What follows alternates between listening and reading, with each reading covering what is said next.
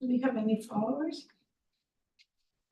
I need to check. Well, and Human Rights Commission does. I need to check this group and Yeah, see. interesting. I know.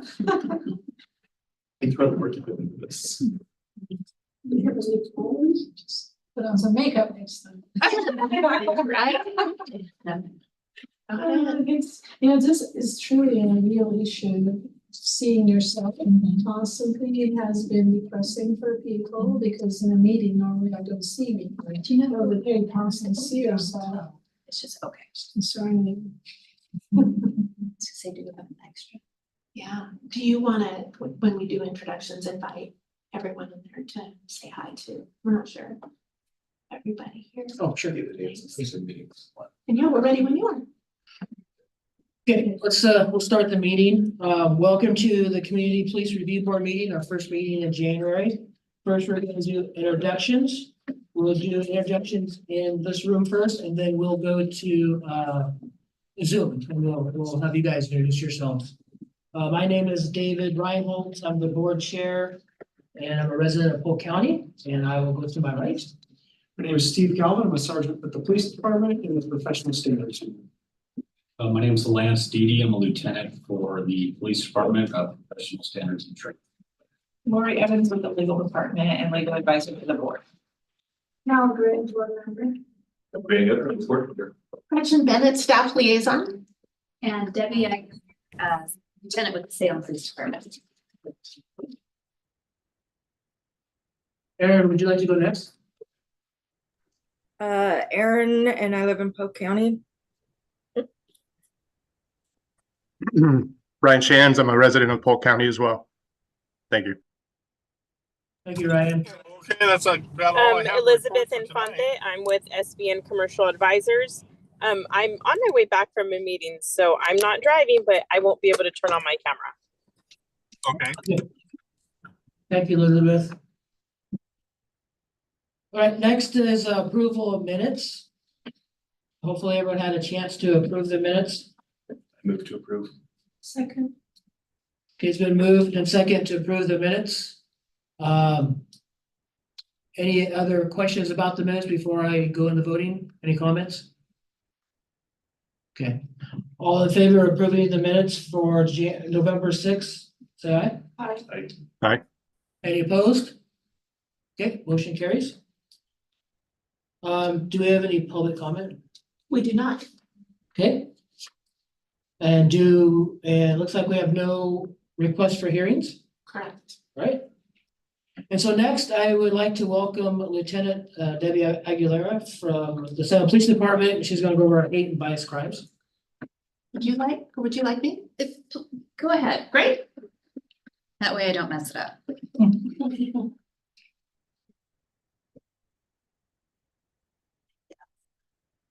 I'm sorry. That one right there, yeah. There we go.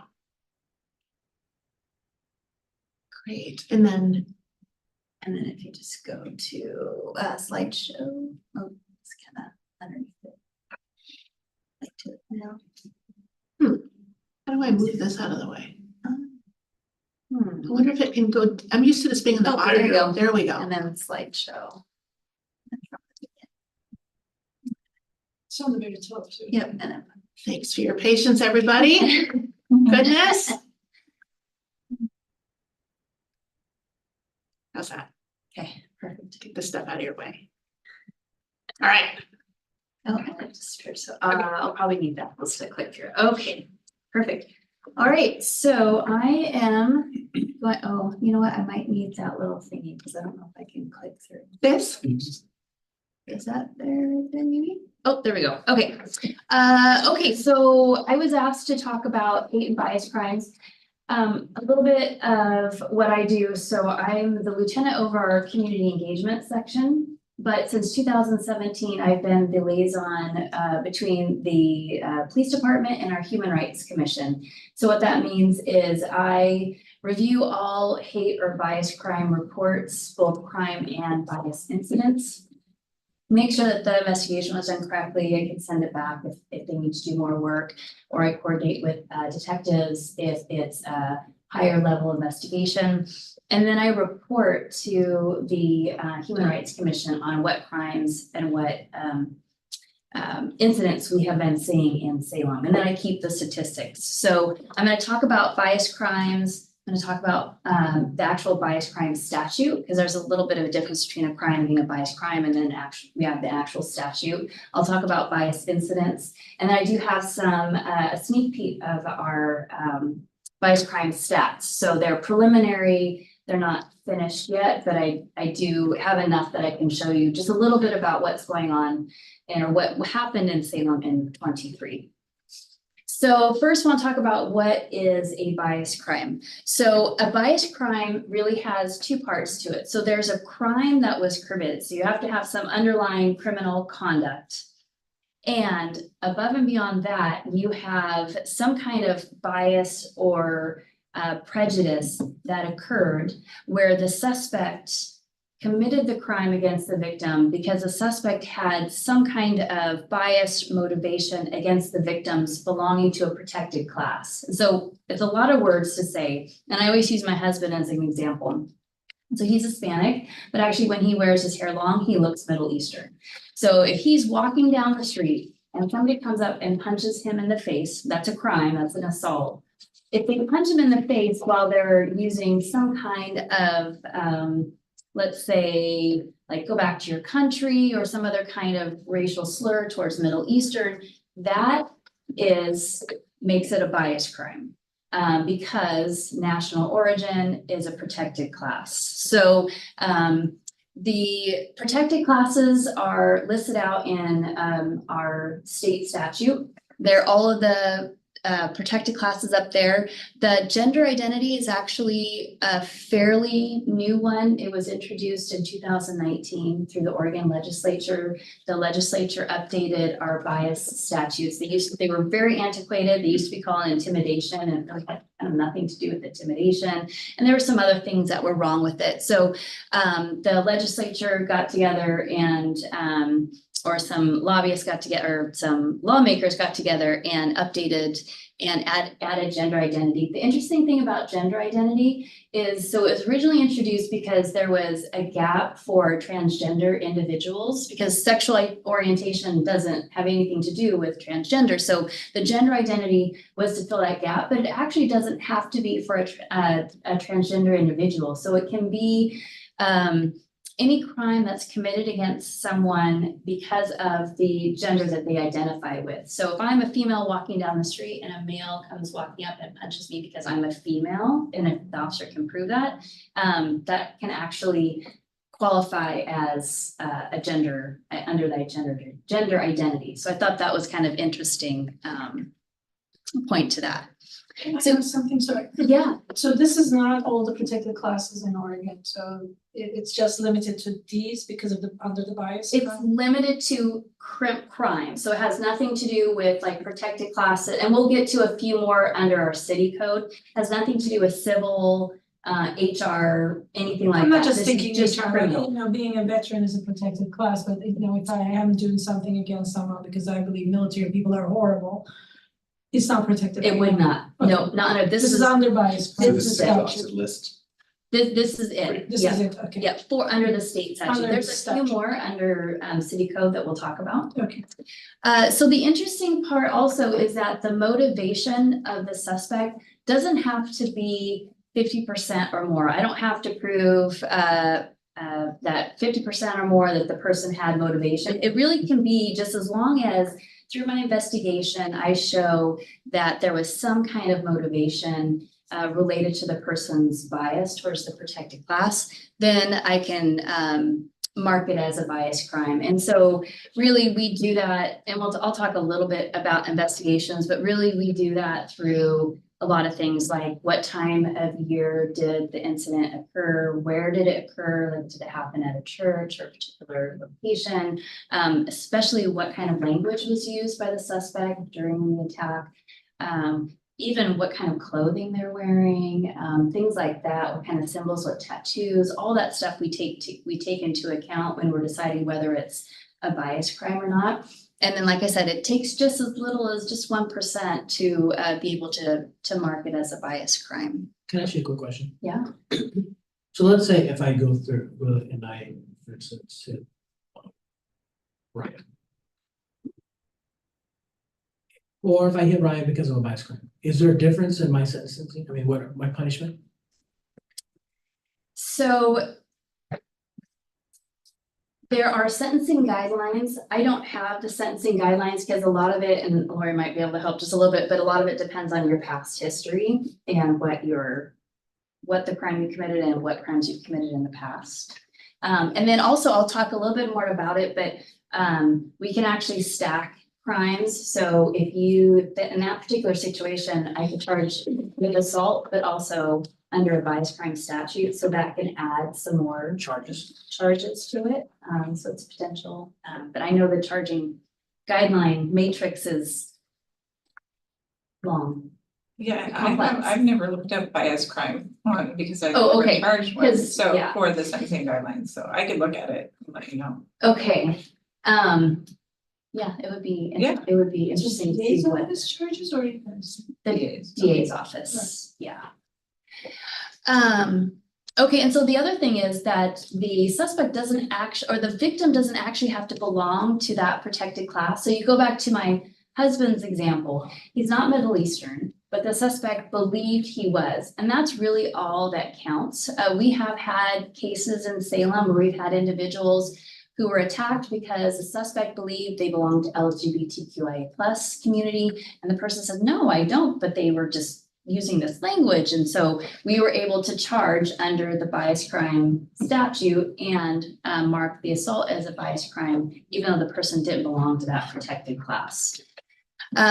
So really bias crime is one of those ones where you have to investigate and then you have to do a little bit more. So number one, we have to determine whether there's a crime. So that's just like with any crime, we have to determine whether we have probable cause to arrest. But then we also have to ask what was the motivation. So a lot of our crimes, we don't have to ask motivation. We don't have to ask, why did you punch that person? It's always nice to know, but we don't have to charge. To identify it as a bias crime, we do have to give some kind of explanation of why is it that the person did this.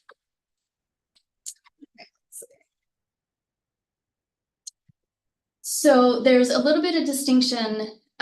So when I talk about bias crimes and marking something as bias crime, it really has to do with statistics. So in that assault example for my husband, an officer could just charge them with assault and then mark the bias crime box. And what that means is the DA's office still charges as an assault, but that information is sent to the FBI. And then the FBI tracks that, yes, there was an assault and it happened because there was bias motivation. But in Oregon, we actually have a second thing that we can do, and that's we have bias crime statutes or a bias crime statute. There actually are states in the United States that have no sentence enhancement or no additional penalties for bias crimes. Wyoming was one that I was thinking of, and then I think there was like one of the Carolinas. There's like, I think about 3 states that don't have additional penalties, but we are one of those ones that do. So the bias crime statutes closely mirror similar statutes that they're really meant to be charged together. And so we'll talk a little bit about what bias crime 1 and bias crime 2 are, but really what it means is like I talked about with you. So we have the assault and it was bias motivated, so I can charge them for that assault. But then I can additionally find an additional bias crime statute that will meet the definition of what happened. And so I can basically charge them with 2 crimes, the assault, but then the bias crime because there was bias motivation. So almost like bias crime by itself doesn't exist, but only as an add-on. So it does exist on its own and you can charge on your own, but most of the time officers won't because you have PC for both charges and you're not So if you didn't hit me, but you sent me a horrible letter, that's menacing, maybe there's a threatening or something. By itself, does it ever happen? What would be a bias crime standing alone? you can, but most of the bias crimes match an actual Oregon statute. So I do see officers who just charge with bias crime, but really there shouldn't be a reason why they're not charging additionally. Potentially, maybe some of the charging is very difficult for things like harassment where it's a threat. Mhm. Like, because some of that is protected speech, so some of that's like, it's just hard to charge anyway under harassment. But for the most part, I can't think of many examples where you would just charge with bias crime and not charge with an accompanying state statute. And again, that just allows the prosecutor more flexibility in maybe making a plea deal or something like that, or just holds the offender more accountable to really what they did. Okay, so again, bias crime statute is exempt. It's exactly like we talked about before, that it has the added element of bias, and that it's all about the person's, the suspect's perception of the victims belonging to that protected class. So we have two bias crime statutes. The first is bias crime in the first degree. It's a C felony, and it really mimics or is very similar to our assault statutes and our menacing statutes. So physical violence where there's some kind of injury, or there's a threat, or a placing the person in imminent serious fear of imminent serious physical injury. So let's see. So that is the bias crime 1, and then we have bias crime 2, which is the lower level, the A misdemeanor.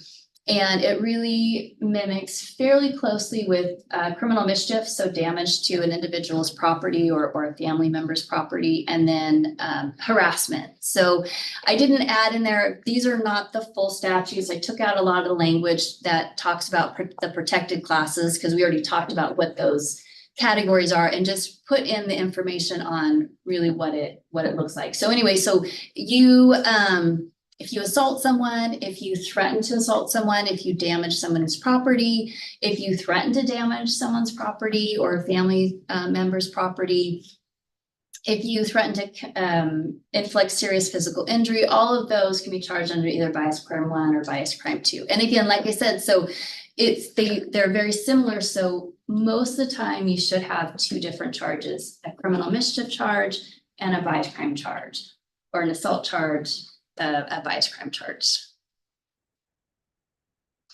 So we actually do also have a city revised code that is very similar. There are some differences, but fairly similar to bias crime 2. So what that means is, because our district attorney or our city attorney's office doesn't charge felonies, it mimics the misdemeanor level charge. But again, like we talked about, there are more protected classes under the city code.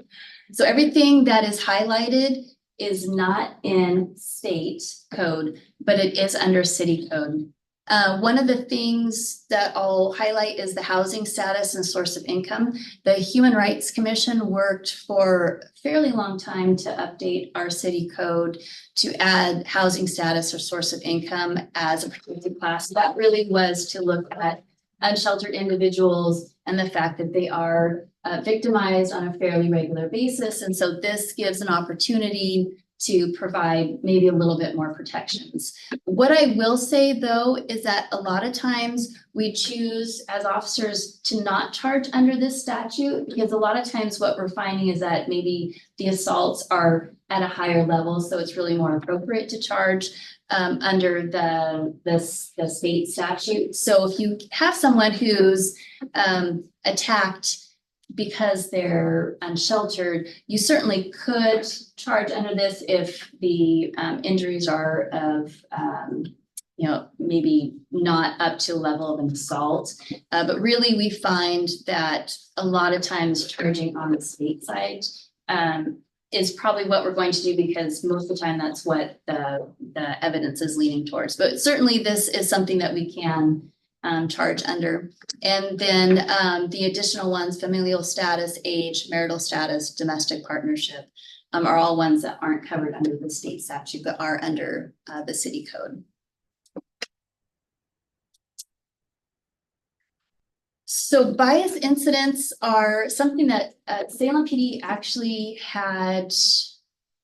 we had been documenting bias incidents before 2019, when the legislature updated the bias crime statute.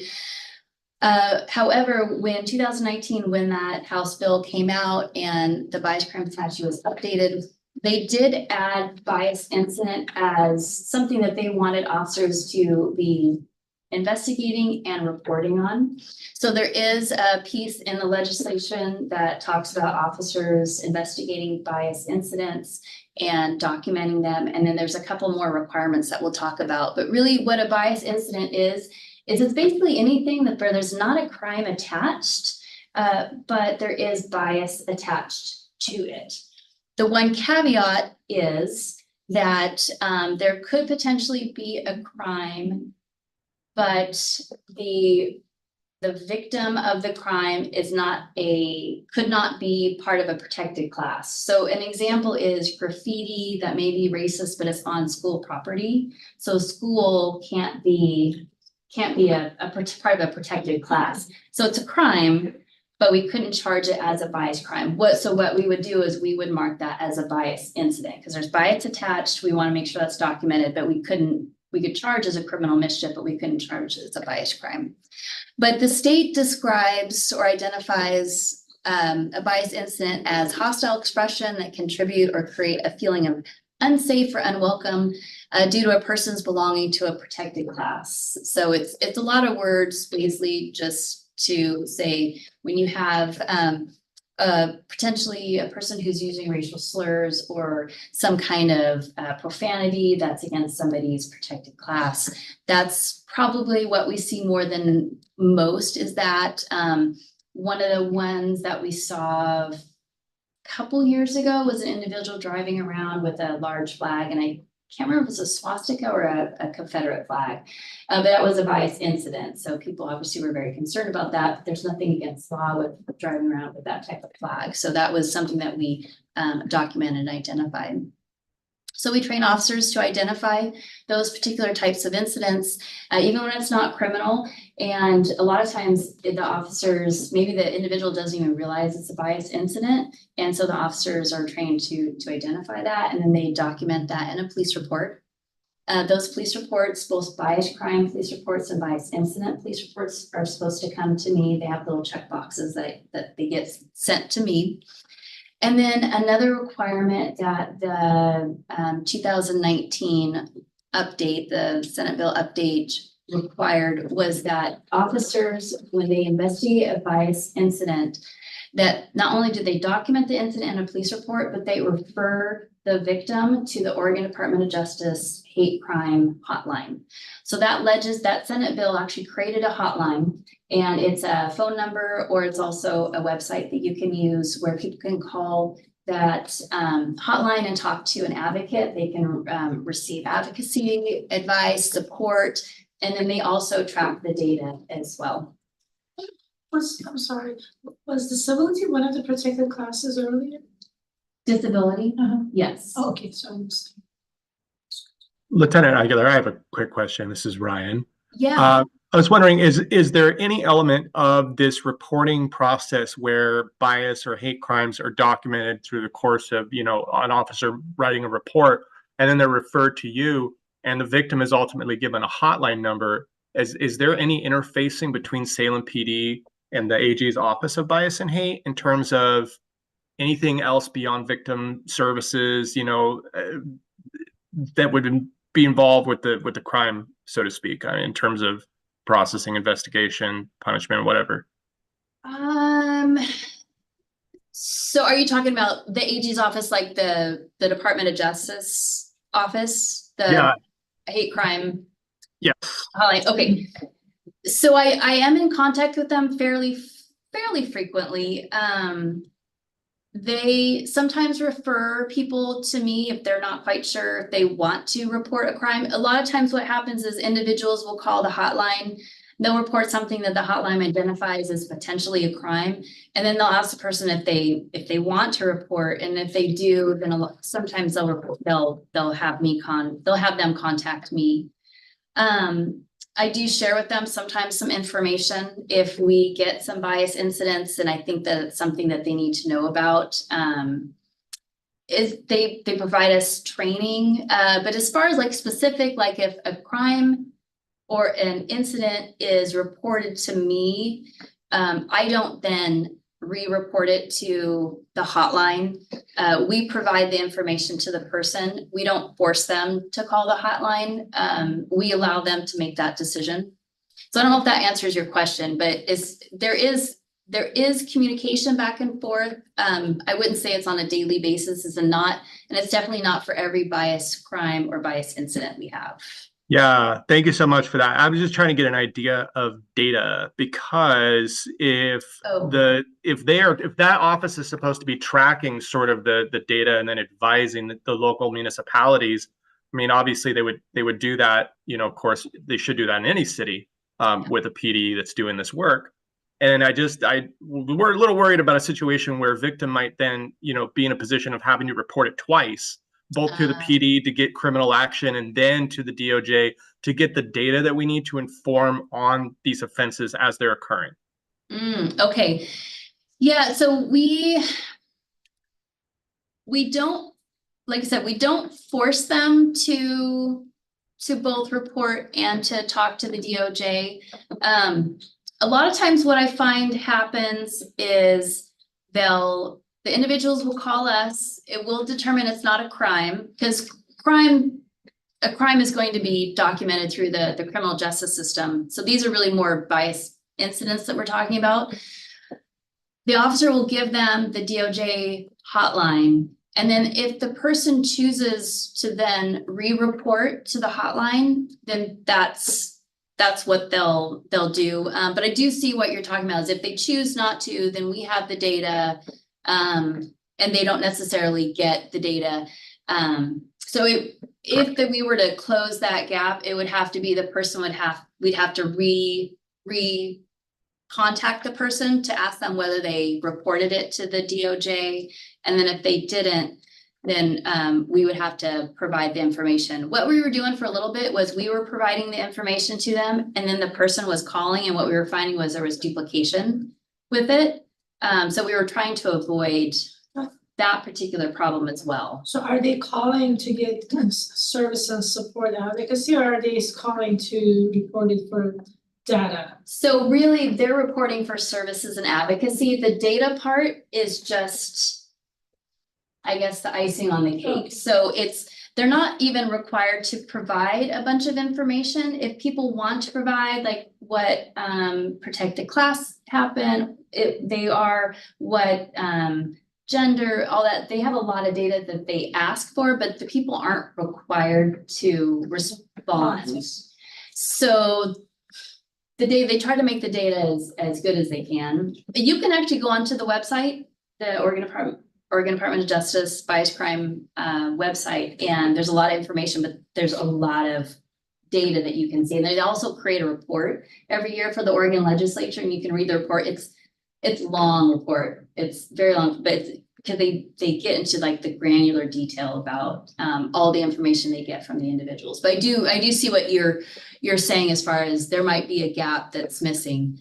So we have to find the sweet spot between not sharing enough information, but also sharing duplicative information. Right. So Absolutely. Good question. I thank you for sharing that. To follow up with Ryan, though, are all municipalities at some point reporting any data from their municipal police officers that they received throughout the year? We are sharing for criminal. Okay, not the incidents. Not incidents. So the FBI only wants the crime data. So we do No, not share that. FBI, ODOJ, line, whatever, that unit. They share it with us. Okay, they're not collecting it from different municipalities. No, they're clearing it. They have talked about maybe a way to do it, but right now they're just collecting it through the individuals who are calling. Yeah, and it actually doesn't even have to be the individual that calls. So they take any calls. It could be that I witnessed something that happened to somebody else and that affected me. And so I call and make a report.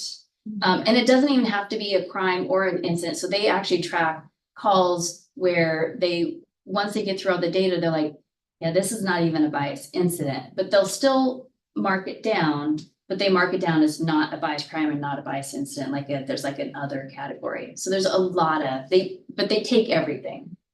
They even mark down when they get like prank phone calls, things like that. I mean, they track everything. Yeah. Let's see, so just a little bit about our investigations, because I already kind of talked about that. We require that both bias crimes and bias incidents are documented through a police report. All bias crimes come through me, and then if I find that they didn't show up, like one time I actually discovered a bias crime through reading a newspaper article and figured out it didn't get to me. So I was able to backtrack and talk to the sergeant and have them and the lieutenant and just say, hey, remember, you got to let me know about these things, because I can't read about it in the paper. All of our felony bias crimes are referred to our detectives for them to look at it. I'll tell you honestly, a lot of times Patrol does a great job. They do the investigation, but it's still referred to our detectives in case they want to follow up with anything or they need to do some additional investigative work. And then officers do receive ongoing bias crime trainings, and we do it through either in-service training, which is our yearly training that we give our employees, our training bulletins, which are or special directives, which are basically just the information on a paper that we expect their supervisors to go over with them. And then that website, the ODOJ website, has a law enforcement toolkit tab that has a lot of great information about how to investigate a bias crime. And then ODOJ actually provides free training for officers. I just went to one of their, I think they call it a symposium down in Eugene. It was great, had a lot of great information that I took away. Is this ongoing training? Is it on sort of a schedule, or is it just as it fits into the training program? It's just as I can get it out. Great. Yeah, so I try to do something once every year if I can, just as an update, but yeah, it's just dependent on when I can get it out. Yeah. Is it voluntary? No. Okay. Like if I do a training bulletin, then it's expected that people are going to read it and supervisors are going to train on it. Great. Thank you. Yeah. So I did want to cover just really quickly sanctuary state. So if you didn't know, Oregon is a sanctuary state. We've been a sanctuary state since 1987. And basically what that means is Oregon law says that law enforcement and other government bodies, but law enforcement specifically, since we're talking about us, cannot assist federal immigration authorities with enforcing federal immigration law.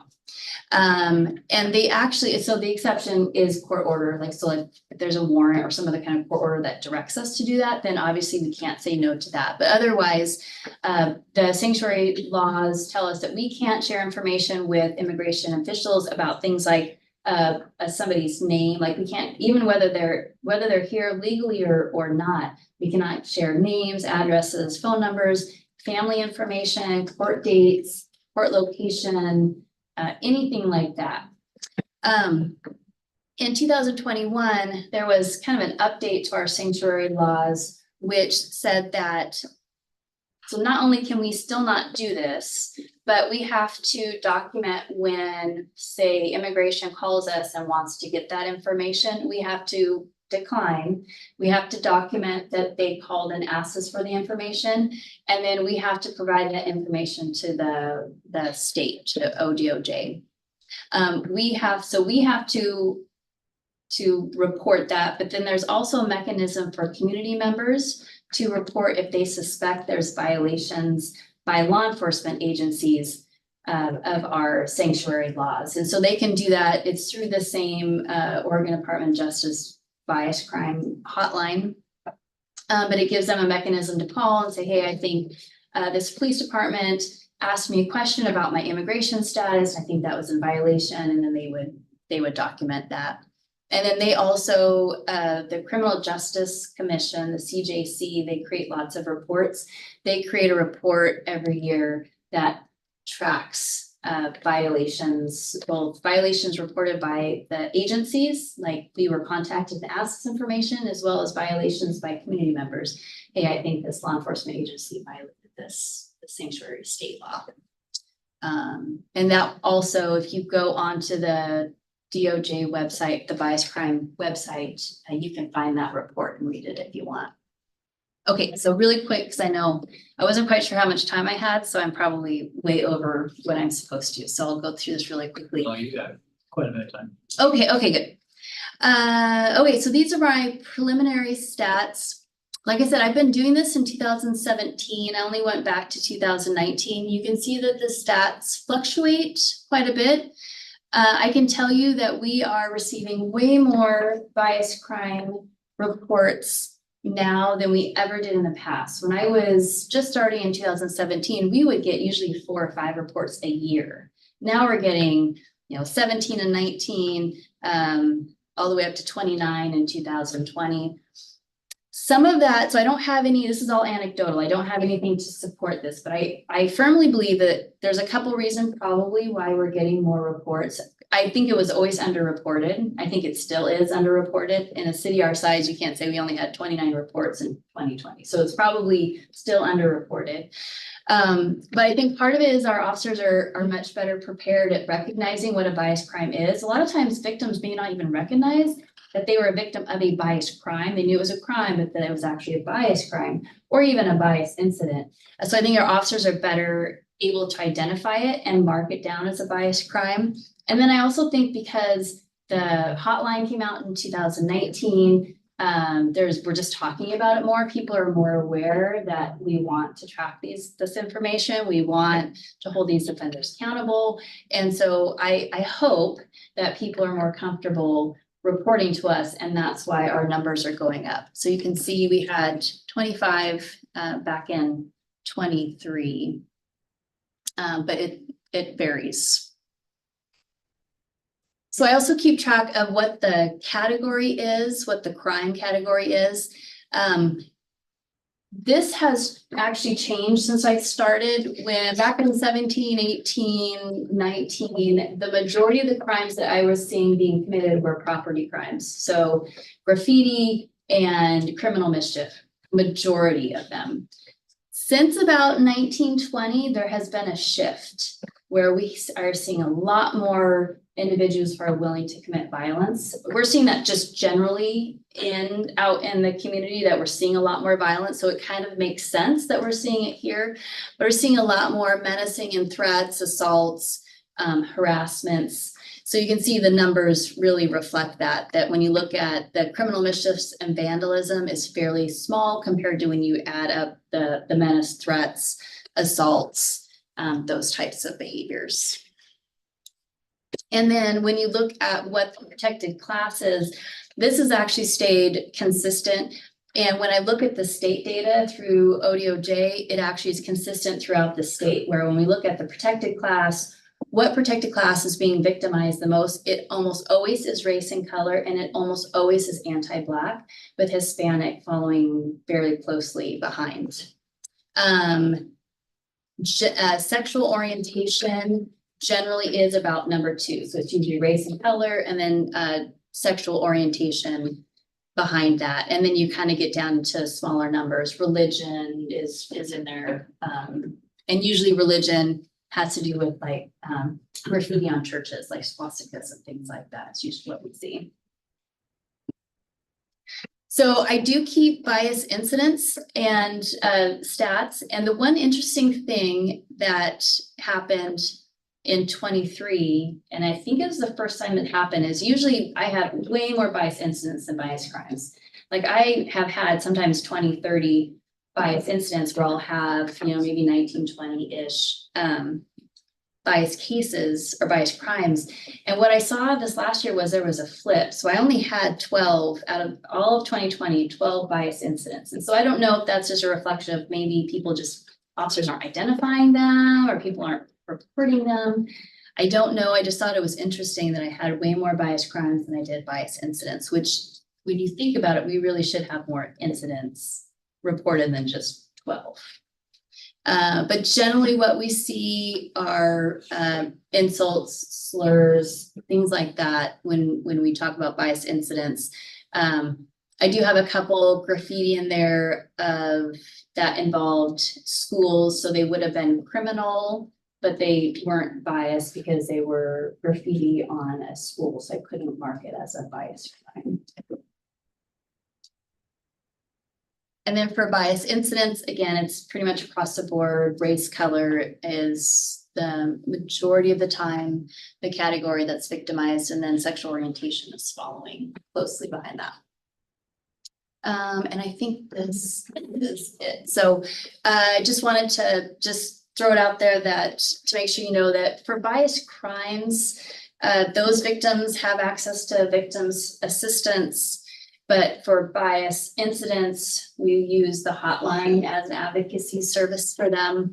And then I just Senate Bill 5577, that's the one that took the bias crime statute, updated it, and made the hotline and added gender identity, did all this thing to really update this statute.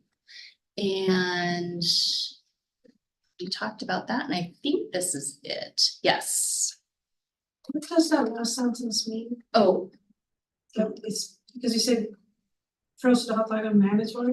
they're managed, so it's mandatory for officers. If you're a victim of a bias incident, it's mandatory according to Senate Bill 577 that I say there's a bias crime hotline and here's the number for it, or here's the QR code or something like that. So So referral is mandatory, so. the referral is mandatory, yes. The referral from law enforcement to the individual. Is And then mandatory. the individual can choose what to do with it they want. And actually, honestly, I would support officers giving the referral to anyone, a bias crime victim or a bias incident victim, so. It's information. Of course, yes. Are there any questions?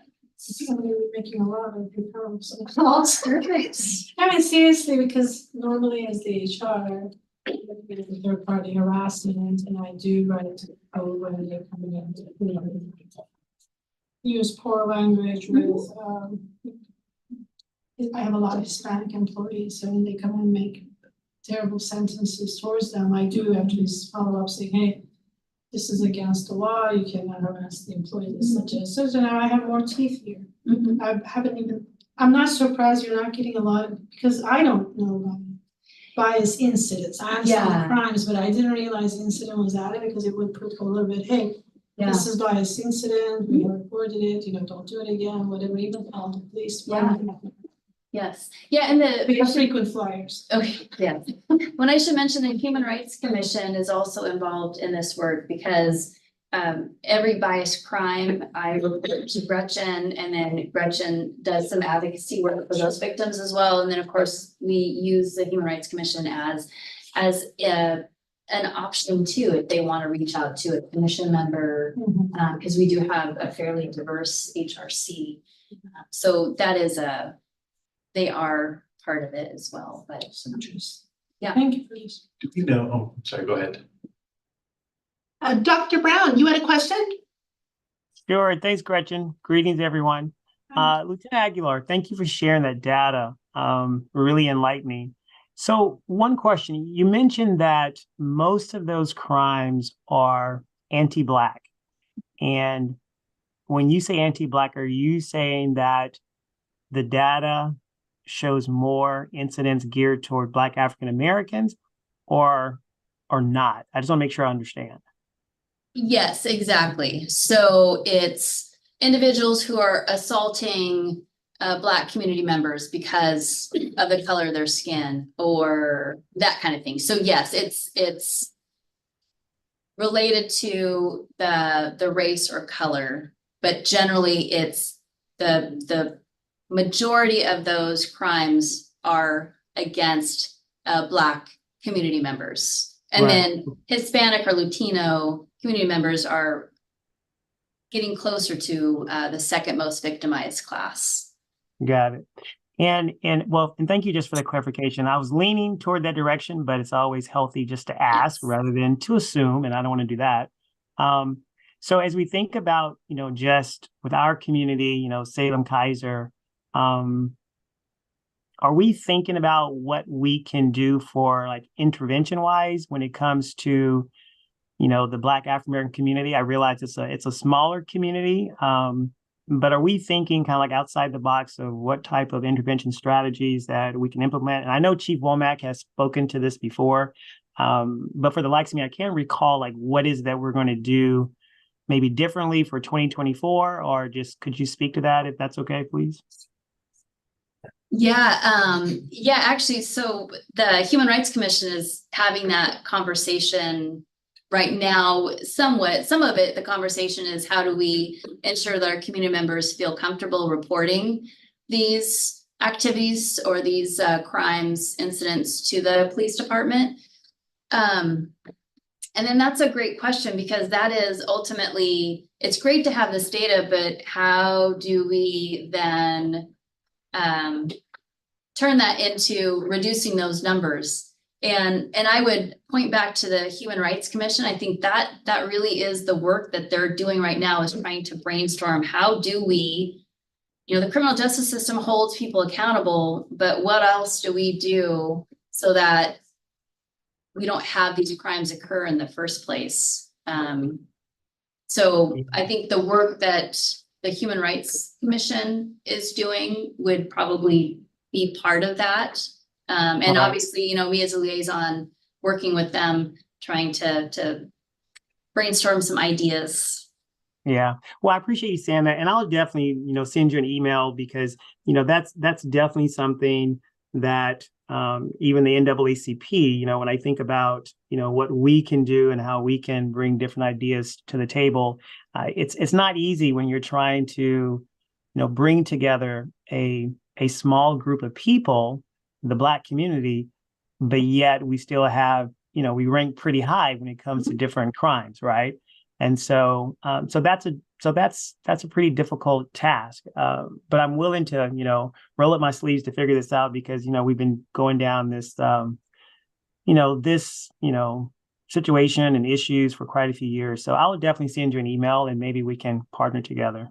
That's perfect. Thank you. I definitely am not the expert at any of this. And so any input or feedback or ideas, because it can't be just all on the police department or the Human Rights Commission. Like having people provide that input is invaluable. Thank you. Yes, definitely. And I have reached out to Chief Womack. I think he and I were going to meet later this month, and I'm definitely in communication with Deputy Chief Ditto. So yes. I'll be sure to follow up with an email to you. So thank you again for all your work. Thank you, Dr. Brown. Mm-hmm. Dr. Brown, this is David Reinhold. I'm the chair here. I'm also on the Human Rights Commission. So if you would like to attend the Human Rights Commission meeting, it's tomorrow evening, and there's time for public comment. That's a question you can ask the Human Rights Commission tomorrow. I would love to be at that meeting. Here's the funny thing. I'm a part of the budget committee. And I can see Gretchen smiling, because typically these meetings are on the same night as HRC. And so I can try to be in two places at one time, but I don't think I'm good at it. You can write the comment in writing, and the Gretchen will give it to us. Perfect. I'll do that. All right. Thank you. Thank you.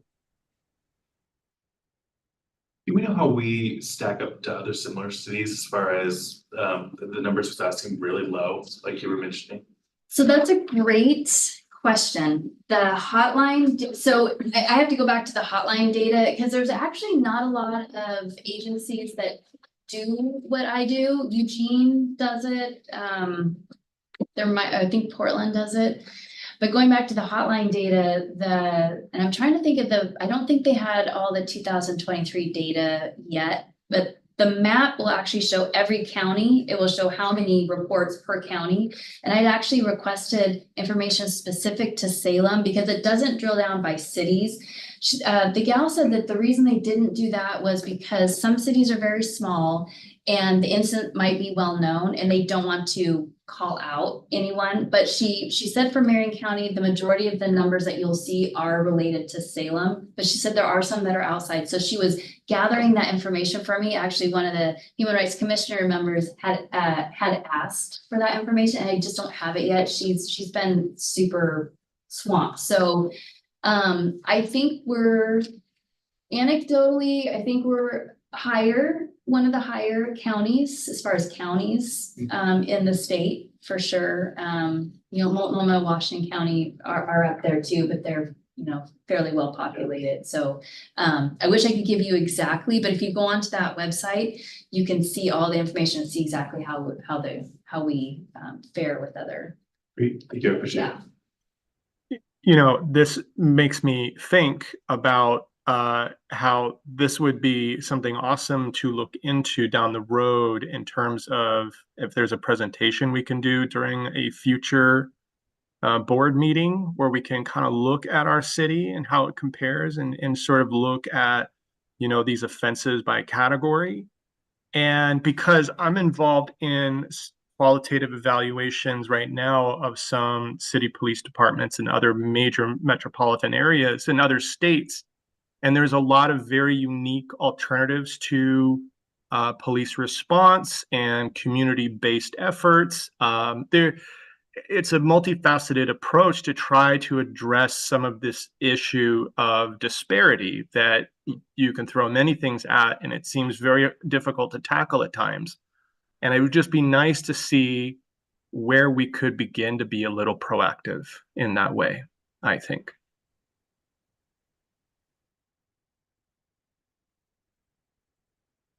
Any other comments, questions? Okay, we'll move on to the next topic, but before I do that, I just want to remind all the members that our ride-along start, our requirement for ride-along start over again as of January. So we have to at least get one ride-along in before a potential hearing. So I just wanted to let you guys know about that.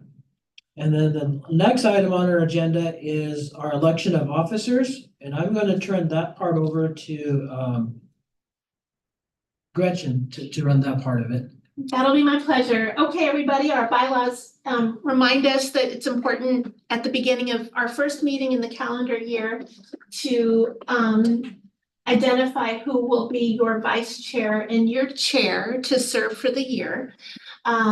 Elizabeth has been our vice chair and David our chair. And they are allowed to rerun for that, and others are also welcome to serve in that role. And so what I would do is invite nominations if you'd like to nominate someone, or if you'd like to recognize yourself as somebody who's interested. We'll see who the pool is, and then we'll determine how we want to move to selections. We have the option of a kind of a private vote, although in the event of a public records request, that would be discoverable, or we can just do kind of a show of hands more informally. So maybe first I would ask who might be interested in chair or in nominating somebody else's chair. I'm willing to rerun if no one else would like to. Are there others interested in chair? In general, I have interest in either position down the road, but I don't necessarily want to. I think I was doing a great job now, so it's just if someone wasn't interested, and I would in the future maybe interested as well. Okay. Okay. I'm still interested in sitting as vice chair. This is Elizabeth. Thank you, Elizabeth. Great. Are there others interested in vice chair or in nominating somebody for vice chair? Don't nominate anybody who's not here. Sorry, no. Great. Grant, would you like to be considered today with? No, that's fine. Okay. Just for the sake of the committee, just. Okay, great. Well, then I might ask for, we have David and Elizabeth interested in the role of chair and vice chair. So I might ask, is there a motion to reaffirm David and Elizabeth as chair? And vice chair? Great, thank you. Thank you. Is there a second? I'll second. Great. Grant moved and Brian seconded. All those in favor? Aye. Any opposed? Okay, great. Elizabeth and David, thank you for continuing to serve in that capacity, and we're looking forward to 2024. I think we've got some good ideas going into the year about some different and new engagements for the group. I'd like to say thank you to the board for giving Elizabeth and I the honor to continue as chair and vice chair. I as well. I'm grateful and I'm excited to continue. Yeah, thank you both. Appreciate it.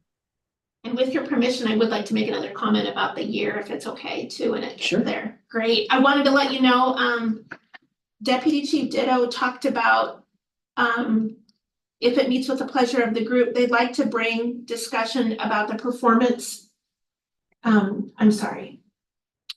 My brain is professional standards. I think I wrote down professional, and I couldn't read my handwriting. The professional standards team's annual report, to come and hear about the work that, you know, the complaints coming in to the department and hear about all of those that are coming in. And then in July to take a look at the use of force report.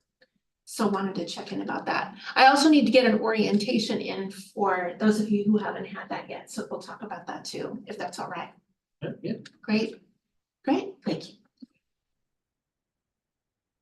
Are there any board comments? I have one. So since body worn camera just started, maybe towards the end, the last quarter or something of the year, if there's any insights how it's working, or some sort of a meeting report, not a big one. I mean, yeah, first coming on my own, I know how that goes. I just would love to know. Yeah, we can see. Usually it's been amazing, just having that view of what occurred. It's really been helpful for the officers. Good. We can go into details, I know. Not too Trevor many just did. details, but how it's going, were there any hiccups, any policies needed to be schmoozed and changed because it didn't work out? It's one of the largest projects I've ever undertaken, and it's been a year-long process that we are finally still coming to a close on, even getting it issued out. Sure. So it took a year to get all of our cars and special equipment on. I'd love to hear towards the end of the year. Sure. Yeah, would it be possible to attach a brief presentation about how that's going to the professional standards presentation or use of force report later? That might be quite a bit to undertake in one meeting. I know my partner just did a presentation for the advisory council of the chief, where he actually had a body cam footage, a complaint. We listened to the complaint, we took the complaint, he did, I didn't. Reviewed the body cam and seen the difference and had an open discussion about it, and I heard really good things about it. So that might be something we can look at. Okay, thank you.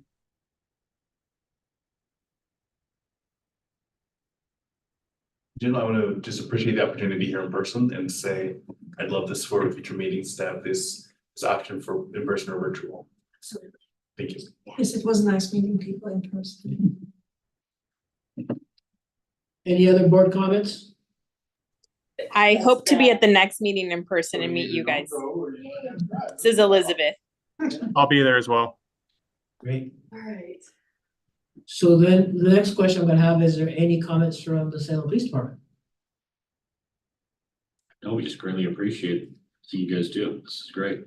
I really love being in person. It's great putting a face to it. Is there any comments from the city attorney's office? No. No, okay. No comment.